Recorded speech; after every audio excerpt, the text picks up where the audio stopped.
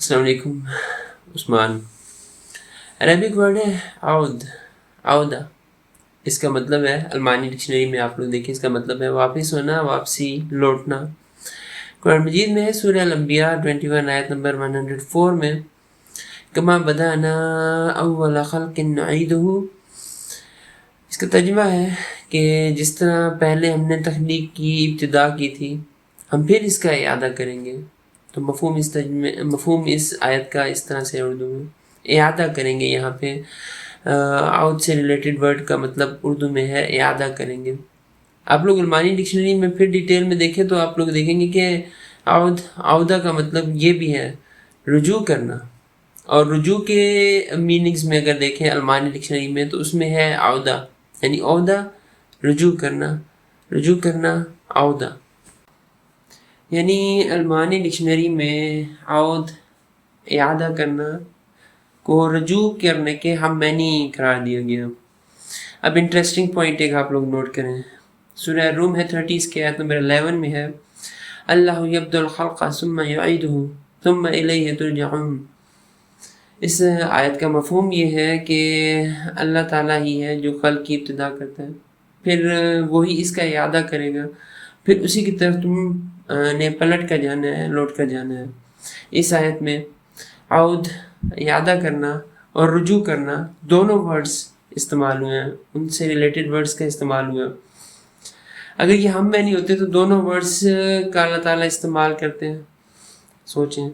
और इस आयत से बहरहाल ये ज़रूर ज़ाहिर हो रहा है कि एग्जैक्टली 100% हम ये नहीं कह सकते कि आउद या इआदा करना रुजू करने के 100% रुजू करने के हम मैनी वर्ड है, इनमें फ़र्क है, ज़रूर आ जाता है कहीं ना कहीं इनमें फ़र्क।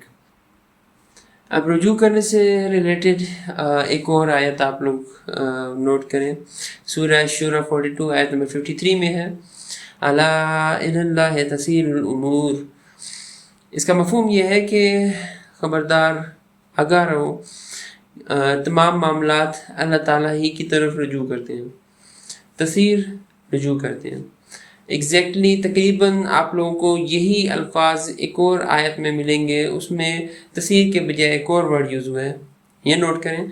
सूरह आल इमरान 3 आयत नंबर 109 में है व इलल्लाहि तुरजउल उमूर, और अल्लाह ताला की तरफ सारे मामलात, सारे अमूर रुजू करते हैं, पलटा दिए जाते हैं, लौट जाते हैं। तो नोट करने की बात यह कि एक ही जैसे अल्फाज हैं, लेकिन वहाँ पे तुरजा यूज़ हुआ है, यहाँ पे तसीर यूज़ हुआ है, और दोनों के मीनिंग्स हम लोगों ने रुजू के ले लिए। तो कुछ तो डिफरेंस है रुजू और तसीर में, और फिर ऊपर रुजू और आउद में। तो हम लोगों के पास अब 3 वर्ड्स आए हैं जिनको हम लोगों ने तर्जुमे में तकरीबन एक ही जैसा कंसीडर किया हुआ है, आउद, रुजू और सारा तसीर हो। अब मैं आप लोगों के साथ थोड़ा सा इनके दरमियान इनके मफ़हूम और इस्तेमाल और जो कुछ और बारीकी जो मुझे समझ आ सकी है, बेहतरीन इल्म सिर्फ अल्लाह के पास है, जो थोड़ा बहुत मुझे समझ आई है वो मैं आप लोगों के साथ शेयर करूँगा। और अगर कोई गलती होती है अल्लाह ताला हमें माफ़ करे और सही इल्म की तौफीक दे। तो इनके दरमियान, इनके मफ़हूम और इस्तेमाल के दरमियान जो फ़र्क है वो आप लोगों से शेयर करूँगा, और चलें देखते हैं। पहला वर्ड है आउद, अरबी मादा इसका आइन व दाल, और इसका लुग़वी मफ़हूम यह है कि किसी चीज़ की तरफ अलहदगी के बाद दोबारा लौटना, दोहराना या इआदा करना। और अहम ख़ुसूसियत यह है कि इस लफ्ज़ में तकरार, बार बार होने और दोबारा पैदा करने की का अंसर नुमाया होता है। कुरान मजीद से इस वर्ड की कुछ मिसालें हैं, जैसे कि सूरह अल-माइदा 5 आयत नंबर 95 में है वमन आदा, और इसका मफ़हूम ये है कि और जो कोई फिर ऐसा काम करेगा, या जिसने फिर ऐसा काम किया, इआदा किया। और फिर एक और आयत है सूरह यूनुस 10 आयत नंबर 4, इसमें है सुम्मा युईदुहु। इसका मफ़हूम ये है कि वो फिर इब्तिदा पैदा करेगा, तख्लीक को पैदा करेगा, तख्लीक का इआदा करेगा। इस आयत का मफ़हूम ये है। اگر دیگر مفاہیم اور ورڈز بھی آپ لوگ دیکھیں تو کچھ اور بھی چیزیں ملتی ہیں، جیسے العود پرانے راستے کو بھی کہتے ہیں، جس پر بار بار سفر کیا جاتا ہے۔ اس کے علاوہ العید خوشی کے دن کو بھی دن کا ورڈ بھی اسی سے ہے، کیونکہ وہ ہر سال بار بار لوٹ کر آتا ہے۔ تو یوں کہیں گے کہ عود میں صرف واپسی نہیں بلکہ دوبارہ ہونا، تکرار، اعادہ اور کسی پہلے حالت یا عمل کی طرف کا پھر سے وقوع پذیر ہونا، یہ مفہوم اس کے اندر پائے جاتے ہیں، جیسے کہ دوبارہ گناہ کرنا، دوبارہ تخلیق ہونا۔ دوسرا ورڈ ہے رجوع، اور اس کا عربی مادہ ہے راجعین، اور یہ عود سے زیادہ عام اور وسیع لفظ ہے۔ اس کا لغوی مفہوم یہ ہے کہ اپنی پہلی حالت، اصل صورت یا آغاز کی جگہ جہاں سے شروعات ہوئی تھی کی طرف واپس پلٹنا۔ اہم خصوصیت یہ ہے کہ اس میں پہلی حالت، اصل صورت کی طرف واپسی یا کسی قول، کسی عمل یا تصرف کو منسوخ کرنا، جیسے کہ توبہ کرنا، اور اپنے پہلے قول سے پھرنا کے مفہوم پائے جاتے ہیں۔ قرآن مجید میں اس ورڈ کے استعمال کی مختلف مثالیں ہیں، جیسے کہ سورہ البقرہ 2 آیت نمبر 156 میں ہے وَإِنَّ إِلَيْهِ رَاجِعُونَ، اور ہم اسی کی طرف لوٹ کر جانے والے ہیں۔ اور پھر سورہ الاعراف 7 آیت نمبر 150 میں ہے وَلَمَّا رَجَعَ مُوسَىٰ، اور جب موسیٰ علیہ السلام واپس آئے۔ پھر سورہ الطارق 86 آیت نمبر 11 میں ہے وَالسَّمَاءِ ذَاتِ الرَّجْعِ، اور قسم ہے بار بار پلٹنے والے، بارش برسانے والے آسمان کی، کیونکہ پانی بخارات بن کر اوپر اٹھتا ہے اور آسمان اسے دوبارہ واپس بھیج دیتا ہے۔ تو یوں کہیں گے کہ رجوع میں اصل کی طرف پلٹنا، وابستگی کی تجدید، مرجع کی طرف واپسی اور بازگشت کا مفہوم زیادہ واضح ہوتا ہے۔ یہ لفظ روحانی معنی میں بھی استعمال ہوتا ہے، جیسے کہ اللہ تعالیٰ کی طرف رجوع، توبہ اور دل کا متوجہ ہونا۔ اب تیسرا ورڈ ہے سارا تسیرو، اور اس کا عربی مادہ ہے صاد یا را۔ لغوی معنی اس کی یہ ہے کہ ایک حالت سے دوسری حالت میں تبدیل ہو جانا، بدل جانا یا بتدریج کسی حتمی انجام یا نتیجے تک پہنچنا۔ اہم خصوصیت یہ ہے کہ یہ فعل بنیادی طور پر تحول اور تبدیلی یعنی ٹرانسفارمیشن کے لیے استعمال ہوتا ہے، یعنی اس میں کسی کیفیت یا کسی نئی کیفیت یا صورت کو اختیار کر لینے کا مفہوم پایا جاتا ہے۔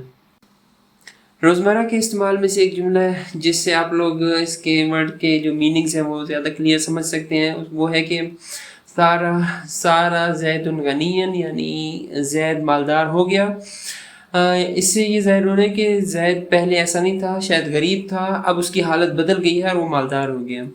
قرآن مجید میں اس کے استعمال کی مختلف مثالیں ہیں، جیسے کہ سورہ شورى 42 آیت نمبر 53 میں ہے الا الی اللہ تسیر الامور، یعنی خبردار رہو تمام معاملات اللہ تعالیٰ ہی کی طرف لوٹ کر جاتے ہیں۔ پھر ایک اور جگہ آیا ہے سورہ آل عمران 3 آیت نمبر 28 میں وَإِلَى اللَّهِ الْمَصِيرُ، یعنی اور اللہ تعالیٰ ہی کی طرف آخری انجام یا پلٹنا ہے۔ اگرچہ یہ تینوں الفاظ وسیع معنوں میں لوٹنے اور واپسی کے لیے استعمال ہوتے ہیں، لیکن ان میں اگر ڈیٹیل میں جائیں تو لغوی اور مفہومی باریکیاں ملتی ہیں۔